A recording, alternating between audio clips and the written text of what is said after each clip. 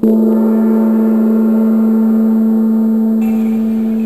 tout le monde, sur cette vidéo il me faudra 2 jours pour rejoindre Namché et ensuite Phap Long.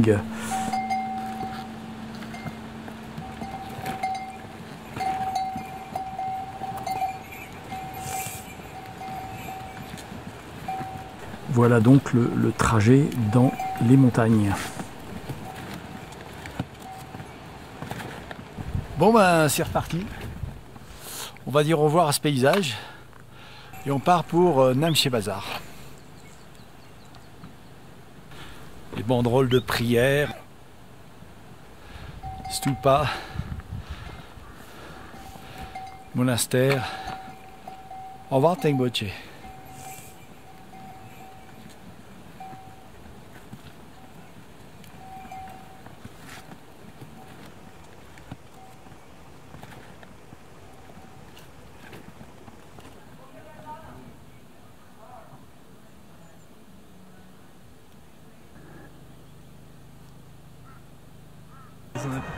Voilà, et au détour d'un chemin, on tombe sur une porte qui se balade toute seule.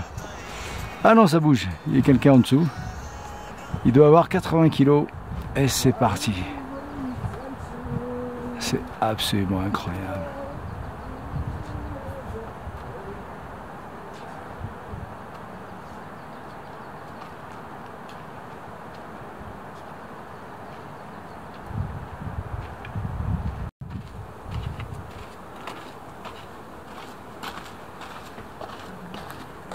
How many kilo? 90 kilo. 90 kilo. How much for one day? Pay. How many rupee? 5 what? 5,000? Okay.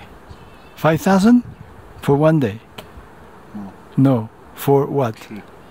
3 days? 5,000 rupees for 3 days? Okay. Thank you.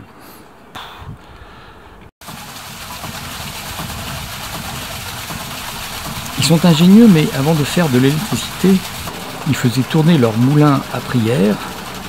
Les tambours qu'on voit là sont bourrés de papier imprimé de prière, et celle-ci se récite toute seule.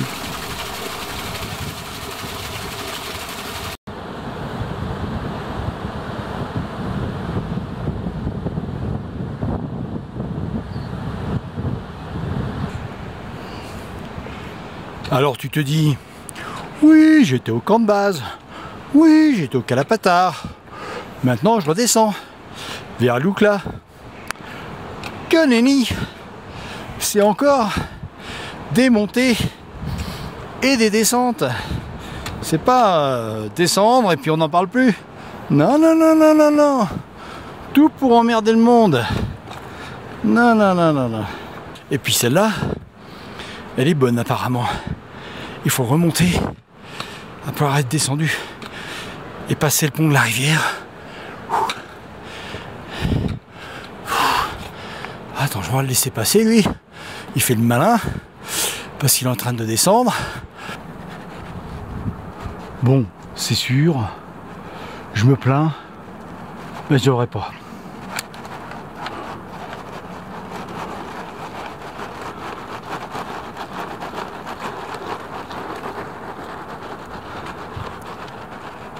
On dirait une caravane ou un escargot un peu rapide. Bon, ça doit pas être très lourd quand même, mais bon, c'est un peu encombrant.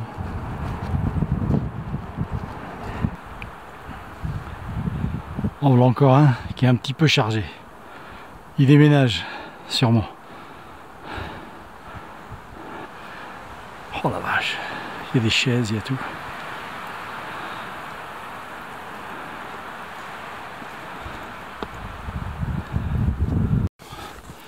On avance toujours dans la brume et en plus il fait froid, donc là on voit rien et en plus on se pèle, mais bon, ça fait partie du jeu. Par contre le terrain est facile, on approche de Namché, donc ils ont fait une autoroute. Il ne faut pas oublier que Namché est la capitale du Khumbu. Notre arrivée à Namché Bazar est bien moins glorieuse que la dernière fois. Bien moins jolie aussi. Hello. Namaste. Mais bon, on arrive effectivement dans un village. Voilà, on passe devant une maison. Première maison de Namché. Et c'est vraiment très très brumeux. Le chien qui nous accompagne toujours. Et la balade pour la journée est terminée. Enfin, encore une dizaine de minutes quoi.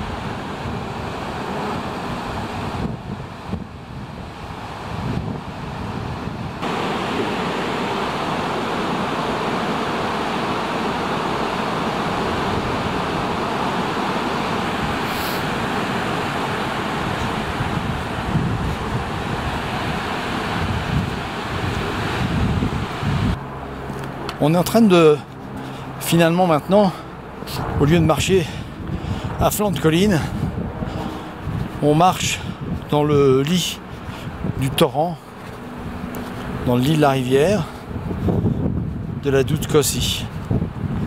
C'est pas plus mal. Comme d'habitude, on croise des porteurs. Qui gagnent entre 2,50 $ et 3 $ pour une journée de portage, 40 kg. Bien entendu, plus c'est lourd et plus ça paye.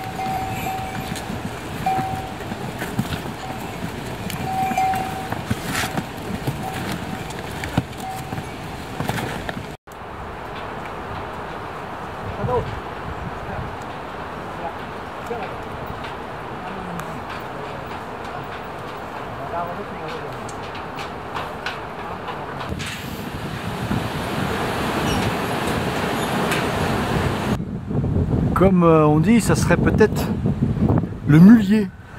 Comme on dit chez nous, le routier, c'est le restaurant mulier. Et il y en a d'autres qui arrivent encore. C'est le gros rendez-vous.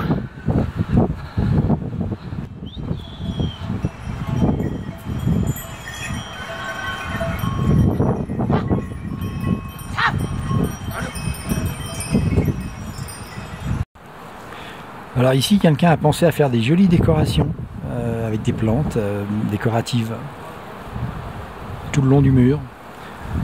Voilà, pour que ça soit joli de loin, pour que ça soit accueillant. Ah ben oui, ça se situe là. Voilà, Everest Mini Guest House Restaurant. Voilà une vieille maison Sherpa. Et puis juste à côté, c'est la grande machinerie. Ils sont en train de faire un prochain lodge, un prochain hôtel. Ça bosse à mort parce que la saison commence dans une quinzaine de jours. Alors ça c'est la mode ici aussi. C'est pas très pratique pour monter dans les collines. C'est la ceinture basse. C'est très très classe. Pas très pratique. Bientôt le pantalon va tomber.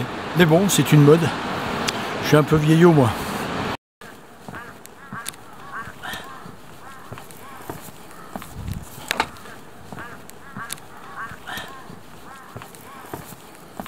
Et voilà comment les sentiers deviennent des boulevards.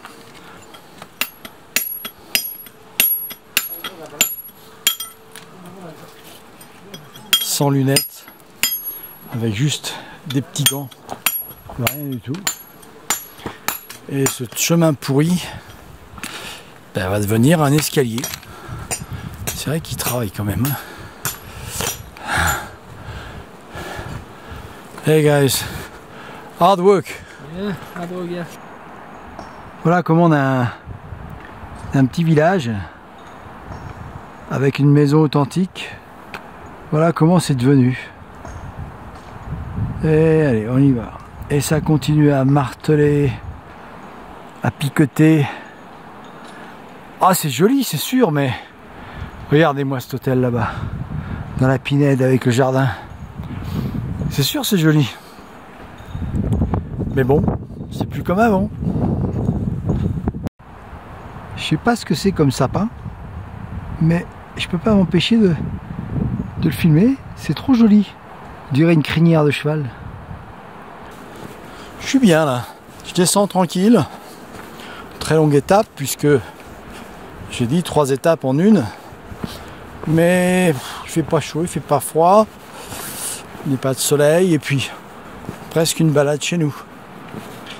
Température idéale. Et puis il n'y a personne. Ça fait un moment que je marche tout seul. C'est très agréable. Et là, l'emplacement d'un futur nouveau bel hôtel. Voilà, il y a tout ce qu'il faut. Et plus qu'à le monter. Bon, celui-là, ça m'étonnerait qu'il soit prêt pour la saison prochaine. C'est-à-dire dans 15 jours. Ou alors les mecs, il faut qu'ils viennent en France bosser. Hein. Voilà ce qu'on trouve à Phakding maintenant. Ils sont prêts eux par contre. Il y a les terrasses dehors. En rose là-bas au fond, c'est tout neuf. Ils sont prêts. Ils sont prêts. Alors pour ceux que ça intéresse, c'est à Phakding, juste à la sortie du pont. Ça construit tout azimut.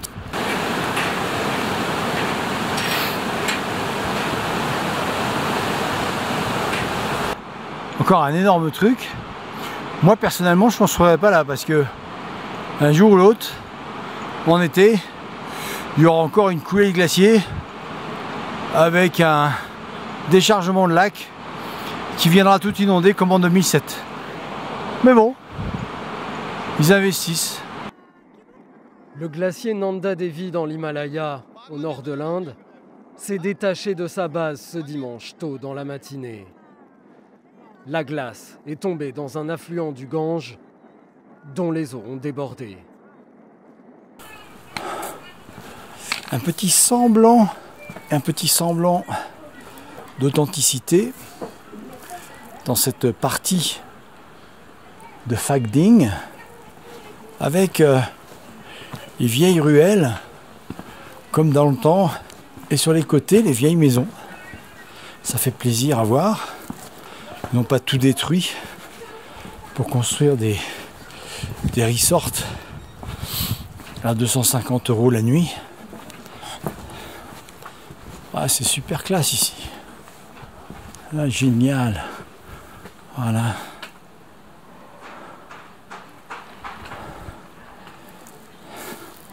On retrouve un petit peu d'authenticité. Ça fait plaisir. Ah, un Irish bar. Ah ben il manquait plus que ça. Un Irish bar. Avec une entrée flamboyante de bois verni. Ouf. On s'y croirait. Oula.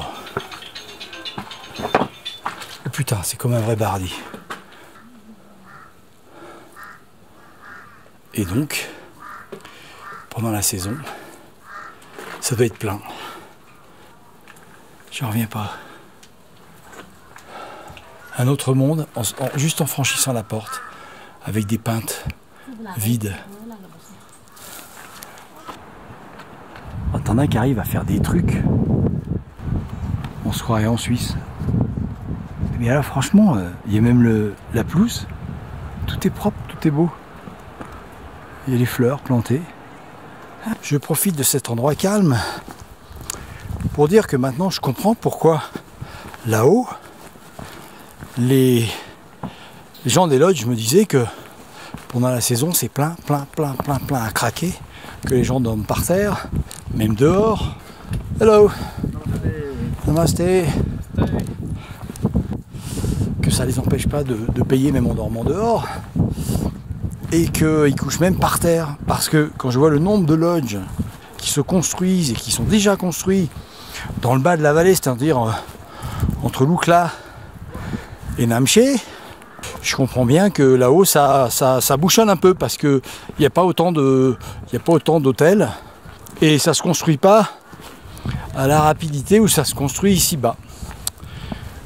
Ouh, les murs de prière partout, les moulins à prière, rappelle des souvenirs, tout ça. Hein, Gabriel? Et puis là encore.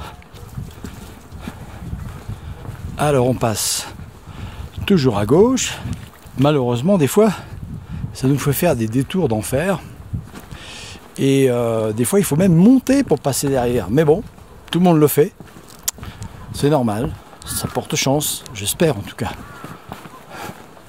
Oh là, même là-haut. C'est beau avec l'arbre comme ça. Ouais, le ciel est bien plombé hein, aujourd'hui.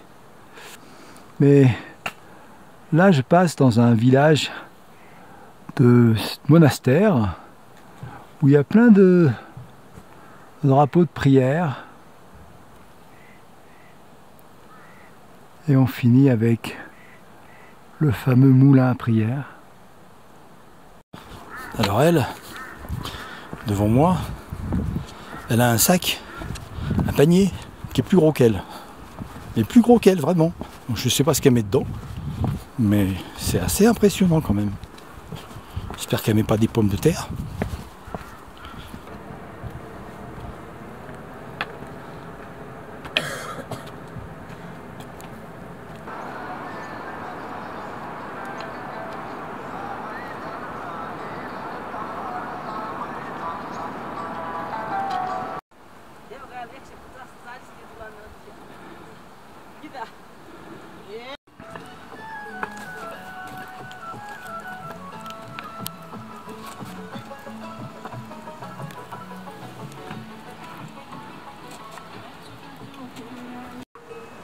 Voilà le fin mot de l'histoire. C'est une maison qui a brûlé pour la fumée qu'on a eue là-haut et qui a foutu le feu au sapin derrière, à la pinède derrière. Alors, je ne sais pas jusqu'où c'est monté, on le verra peut-être d'en face. Mais c'est là que ça a cramé. Alors j'ai remarqué un truc aussi. Toutes les fontaines où l'eau ne coule plus, il y a des cataques autour. Peut-être que c'est des prières pour que l'eau revienne. Voilà, c'était le dernier jour entier de descente. Demain matin, j'ai l'avion, normalement, j'espère, pour Katmandou. Bonsoir à tous, n'oubliez pas de vous abonner et à demain pour le retour sur Katmandou. Mais il va encore se passer des choses.